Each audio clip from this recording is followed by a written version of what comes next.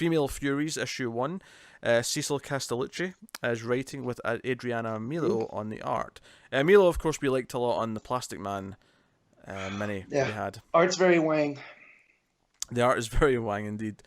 So this is about Granny Goodness training the Furies, obviously set in the earlier days, before Barda was with Scott Free and all the rest of it. And do you know what's funny about this is, like, this started off and I could see what it was doing, right? I was like, okay, so this is dealing with misogyny but on Apocalypse. I was like, that's a really smart idea. I actually kind of like this. I like the idea that of course this would exist in Apocalypse because they're all awful. Of course it'd have misogyny. And I appreciate all of that. I just felt like... Well, no, let me finish my point, Matt. Okay, I really liked that at the start. I was like, oh, no, this is a great idea. This is something you should do. This is a really smart idea. And then the more it went on, the more it kept being less and less subtle. And it was when it got to the point where Darkseid and his cronies are literally holding up scores for a beauty pageant, where I was like, okay, this doesn't feel like a real story anymore. It feels like someone had an idea for essentially... Not a skit. A skit's not quite the right word because it's trying to tackle a serious topic, but it feels like it's just a made up thing to get a point across instead of an actual story. So instead of being a story, it came off as satire. Yes, instead of being like a story that has these themes, which I thought it was going to be at the start, and I actually really liked that. But, when it was about how Granny Goodness was being looked down upon and wasn't being treated equally to the other generals, I was like, oh, this is an interesting idea. Tackle it, and this is why she's so motivated. Yeah, I like that idea, and I really like that with Granny Goodness because she always there's something about her that you feel like she is Darkseid's equal, but for whatever reason, he put her in charge of training, and that's as far as she could go because he knew that she would take him over one day if she didn't know her. You know what I mean? And I always get that vibe from her, and then this writes that in to the character, but it's through that lens of misogyny. So I like that, but I like the idea that Darkseid does respect her to some degree. That's why training is like, no. Yeah. All of these people you're training are going to replace all of this shit lot I got around me. Mm-hmm. Yeah, it's like, we can do better. Like I say, so it started off and I liked it, and then I thought it got really on the nose. Like when it got to the point in the flashbacks when it was, when they were just taking over Apocalypse, and Darkseid insisted that she sleep with him. I thought, okay, this is getting really unsubtle now. But I still liked it, right? I was still into it. But like I say, it was when they made the Furies, do a beauty pageant where they got on dresses, they made food, did all these other things. I was like, this is starting to feel more like, as you say, like a satire sketch than it is an actual real story with the themes of what it's trying to do, which I really like the idea of. Yeah. Earlier on. Why use a scalpel when you can use a sledgehammer, right? Yeah. I mean, what were you gonna say, Connor? As a big fan of satire, I was still really into where it went. Well, I liked where it went because I want to know who this Aurelie is, and so I started looking, and I think she's a new character. Mm-hmm. And of course, my eyes are drawn to the redheadish one. Of course. Well, to be fair, it makes a point of going, everyone's drawn to her, right? That's kind of the idea here. Yeah. And so I'm looking up her, and she's not in the female Furies history, so I think she's new.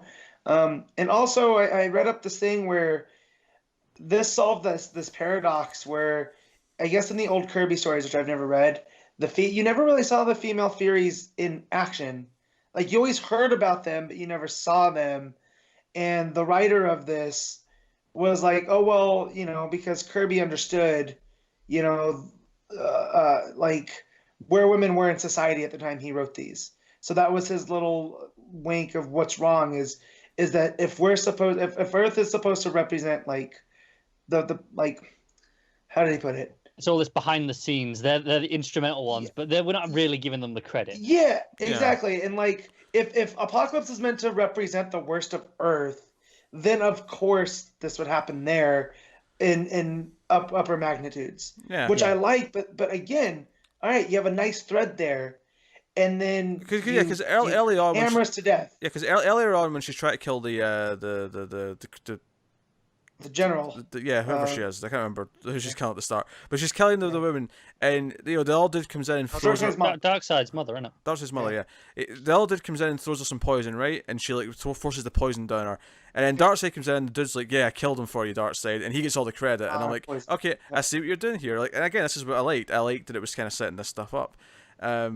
But I think like I like satire well enough, but it feels weird here because it feels like less of an in-continuity story and more like it's like it's like instead of having the themes of what you're doing, like instead of okay, we're going to do a story about Granny Goodness and the misogyny of Apocalypse, it feels like we're doing just all of these like obvious bits that we can do, right? Yeah. All these obvious jokes, and I mean, jokes is maybe not even the right word, but all of these set piece moments that we can do, and we're just going to wrap some kind of story around it. That's what this first issue felt like to me. What's the opposite of subtle? Because that's what this was. Blunt. Blunt, I guess. Blunt. Like, because it wasn't. That's the thing, though. It's so blunt though that it almost starts to feel like a parody. Yeah, exactly. Yeah. But again, I'm going to stick around because I am curious to see what happens with the really. I mean, because... to its credit, I never thought it was a hard read though. Like it actually flowed quite well. No, it's really enjoyable, and the art stuff is great. I like the switch between the old almost the Kirby-esque. Kirby-esque. It's very flat and bright and I don't want to say flat because Kirby's art isn't flat, but it's very. It's flat in the colors, is what you're thinking. That's what it is. But I like that. And also, looking at Granny Goodness when she was younger, it reminds me of Brienne of Tarth on Game of Thrones. I can totally see it. Right? Like, she's got the short haircut, and you're like, oh, no, she's a badass that deserves to be in charge. She would be great casting. Right? But still, when I read Granny Goodness in the present, I hear Mama Fratelli from the Goonies. Like... I don't know, I get more Kathy Bates kind of vibes from her, but I mean... Yeah, I mean, that's fine. To each their own. But,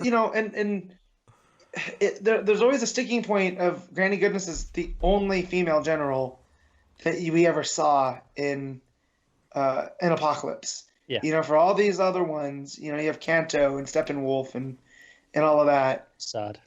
So I like that they're kind of making her a sympathetic character because even in Mr. Miracle, we kind of got that. Like she, through Scott's eyes, like she cared for him. We got those more than some of the other kids.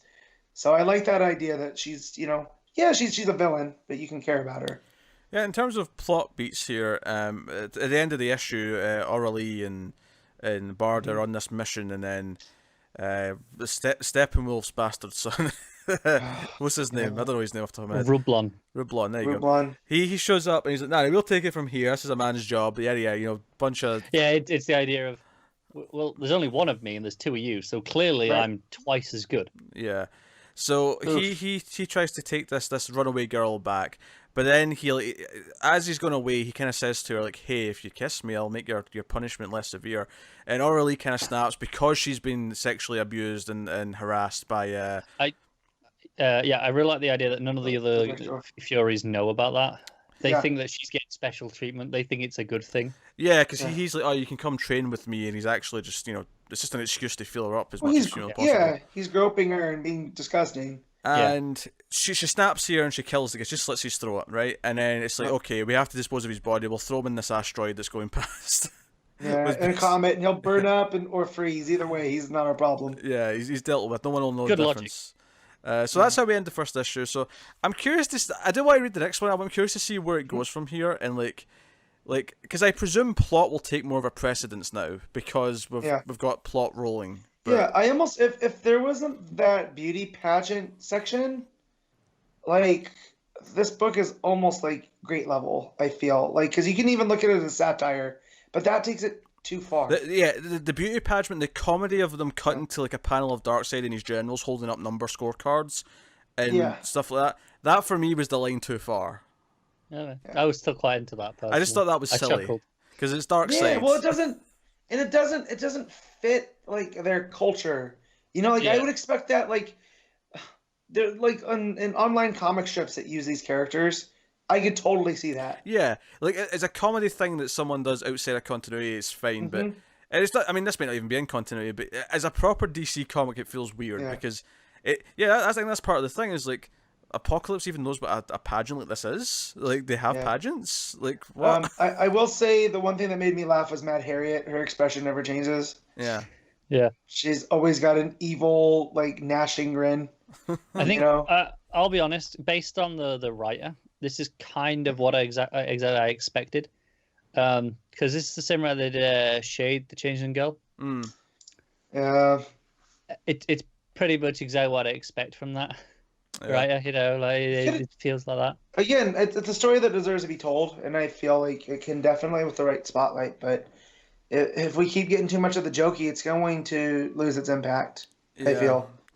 I will say Lashina and Mad Harriet are my favourite Furies outside of Barda. Yeah. They have the best looks, I think, are the other ones. Yeah. They just look cool. I'm really worried about Orly now. Yeah, she's not making it out. Yeah, because she's a new character, so we can kill her. Yeah. That's like Stompa. Stompa's a pretty cool look, too.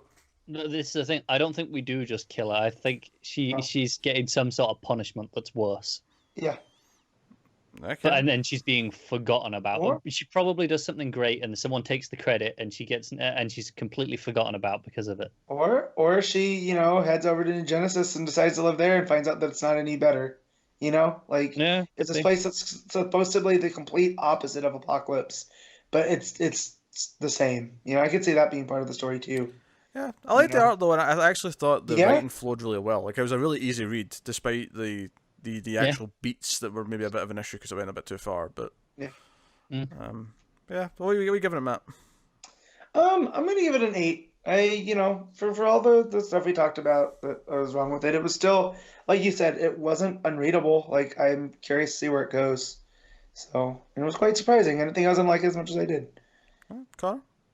I'm gonna 7.5. I will give it a 7 just because I do think it goes a bit too far, but I did think it was fairly well written outside of like some of the beauty pageant sort of section. And the art is pretty good. I think Milo does a really good laughing granny goodness. Yeah.